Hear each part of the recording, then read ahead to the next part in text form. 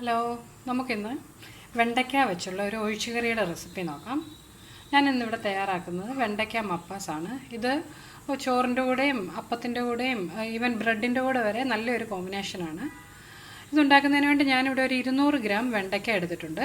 ഒരു 10-20 വെണ്ടയ്ക്കയോളം ഉണ്ടായിരുന്നു. അത് ഇതുപോലെ നീളത്തിലാണ് കട്ട് ചെയ്തെടുത്തിട്ടുള്ളത്. പിന്നെ ഇതിലേക്ക് ചേർക്കുന്നതിന് വേണ്ടി ഒരു സവാള നീളത്തിൽ അരിഞ്ഞെടുത്തിട്ടുണ്ട്.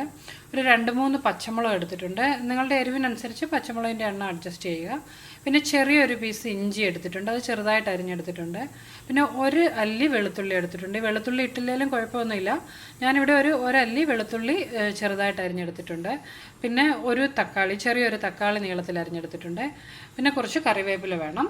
പിന്നെ ഇതിലേക്ക് ചേർക്കുന്നതിന് വേണ്ടിയിട്ട് മപ്പാസിലേക്ക് ചേർക്കുന്നതിന് വേണ്ടിയിട്ട് ഞാൻ ഒരു കപ്പ് തേങ്ങയുടെ 2-ാം പാലും 1/2 കപ്പ് 1-ാം പാലും എടുത്തിട്ടുണ്ട്. പിന്നെ ഇതിലേക്കുള്ള മസാലകളായിട്ട് ഒരു ടീസ്പൂൺ മുളക് പൊടി എടുത്തിട്ടുണ്ട്, ഒരു 1/2 ടീസ്പൂൺ മഞ്ഞൾപ്പൊടി, ഒരു 2 ടീസ്പൂൺ മല്ലിപ്പൊടി, പിന്നെ ഒരു ടീസ്പൂണിനടുത്ത് ഗരം മസാല പൊടിയും എടുത്തിട്ടുണ്ട്. പിന്നെ ഇതിലേക്ക് താളിച്ച് ചേർക്കുന്നതിന് വേണ്ടി കടുകും ചുവന്ന മുളകും കറിവേപ്പില എടുത്തിട്ടുണ്ട്. പിന്നെ നമുക്ക് ആവശ്യത്തിന് വെളിച്ചെണ്ണയും ഉപ്പും വേണം. അപ്പോൾ ഇനി ഇതെങ്ങനെയാണ് തയ്യാറാക്കുന്നതെന്ന് നോക്കാം. അതിനായിട്ട് ഞാനിവിടെ ഒരു മൺചട്ടിയാണ് എടുത്തിട്ടുള്ളത്. അതിലേക്ക് കുറച്ച് വെളിച്ചെണ്ണ ഒഴിച്ച് കൊടുത്തിട്ടുണ്ട്.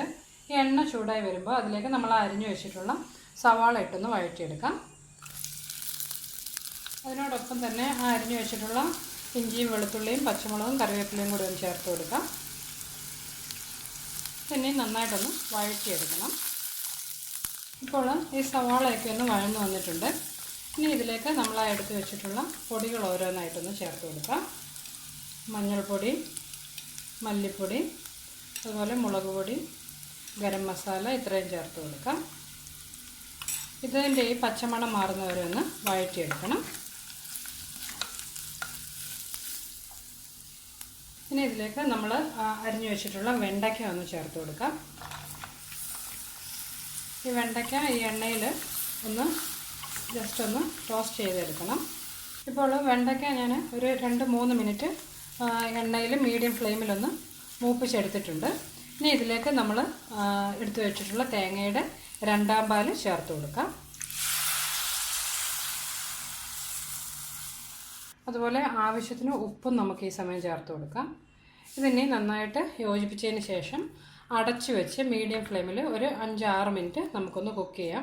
വെണ്ടയ്ക്ക പെട്ടെന്ന് വെന്ത് കിട്ടും. കൂടുതൽ അങ്ങ് വെന്ത് വെണ്ടയ്ക്ക അങ്ങ് വല്ലാതെ കുഴഞ്ഞു പോകാതെ പ്രത്യേകം ശ്രദ്ധിക്കണം. ഇപ്പോൾ ഒരു 5 മിനിറ്റ് കഴിഞ്ഞിട്ടുണ്ട്. നമ്മുടെ വെണ്ടയ്ക്ക ആവശ്യത്തിന് വെന്ത് വന്നിട്ടുണ്ട്. വെണ്ടയ്ക്ക പെട്ടെന്ന് വെന്ത് കിട്ടും. ഇനി ഇതിലേക്ക് അരിഞ്ഞു വെച്ചിട്ടുള്ള തക്കാളി ചേർത്ത് കൊടുക്കാം. ഇത് കറിയുമായിട്ട് യോജിപ്പിച്ചതിന് ശേഷം നമുക്ക് ഒരിക്കൽ കൂടി അടച്ചു വെച്ച് ഒരു 3-4 മിനിറ്റ് കൂടി ഒന്ന് കുക്ക് ചെയ്യാം. ഈ തക്കാളിയും കൂടി ഒന്ന് വെന്ത് കിട്ടുന്നതിന് വേണ്ടിയിട്ടാണത്. ഇതിപ്പോൾ ആവശ്യത്തിന് വെന്തിട്ടുണ്ട്. തക്കാളിയൊക്കെ നന്നായിട്ട് വെന്ത് വന്നിട്ടുണ്ട്. ഇനി നമുക്ക് അടുപ്പിൽ തീ ഏറ്റവും കുറച്ച് വെച്ചതിന് ശേഷം ഇതിലേക്ക് നമ്മൾ എടുത്തു വെച്ചിട്ടുള്ള തേങ്ങയുടെ 1-ാം പാൽ ചേർത്ത് കൊടുക്കാം. തേങ്ങയുടെ 1-ാം പാൽ ചേർത്തതിന് ശേഷം ഇത് പിന്നെ തിളപ്പിക്കേണ്ട കാര്യമില്ല. ഒരു 1-2 മിനിറ്റ് ജസ്റ്റ് ഒന്ന് ചെറുതീയിൽ ചൂടാക്കി എടുത്തതിന് ശേഷം നമുക്കിത് അടുപ്പിൽ നിന്ന് മാറ്റാം. ഇപ്പോൾ ഒരു 1-2 മിനിറ്റോളം ആയിട്ടുണ്ട്. ഇതിനെ നമുക്ക് അടുപ്പിൽ നിന്ന് മാറ്റിയതിന് ശേഷം കടുക് കൂടി ഇതിലേക്ക് താളിച്ച് ചേർക്കാം.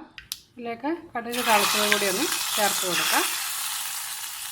അങ്ങനെ നമ്മുടെ നല്ല ടേസ്റ്റി ആയിട്ടുള്ള വെണ്ടയ്ക്ക മപ്പാസ് ഇവിടെ റെഡി ആയിട്ടുണ്ട്. ഇത് ചോറിൻ്റെ കൂടെയും കഴിക്കാം, അതുപോലെ അപ്പം, ബ്രെഡ് ഇതിൻ്റെയൊക്കെ കൂടെ കഴിക്കാൻ നല്ലൊരു കോമ്പിനേഷനാണ്. നല്ല ടേസ്റ്റിയാണ്. അപ്പോൾ എല്ലാവരും ഇത് ട്രൈ ചെയ്ത് നോക്കുക. വളരെ ഈസി ആയിട്ടുള്ള ഒരു റെസിപ്പിയാണ്. അതുപോലെ നിങ്ങൾ സബ്സ്ക്രൈബ് ചെയ്യണം, മറക്കാതെ നിങ്ങൾ സബ്സ്ക്രൈബ് ചെയ്തതിന് ശേഷം ആ ബെല്ലൈക്കൺ പ്രസ് ചെയ്യണം. പിന്നെ നിങ്ങൾക്ക് എൻ്റെ വീഡിയോസൊക്കെ ഇഷ്ടമാകുന്നുണ്ടെന്നുണ്ടെങ്കിൽ മറക്കാതെ നിങ്ങൾ ലൈക്ക് കൂടി ചെയ്യണം. എങ്കിൽ മാത്രമേ എനിക്കിതിൻ്റെ ഫീഡ്ബാക്ക് അറിയാൻ പറ്റുകയുള്ളൂ. അപ്പം നമുക്ക് മറ്റൊരു റെസിപ്പിയുമായിട്ട് വീണ്ടും കാണാം. ബൈ.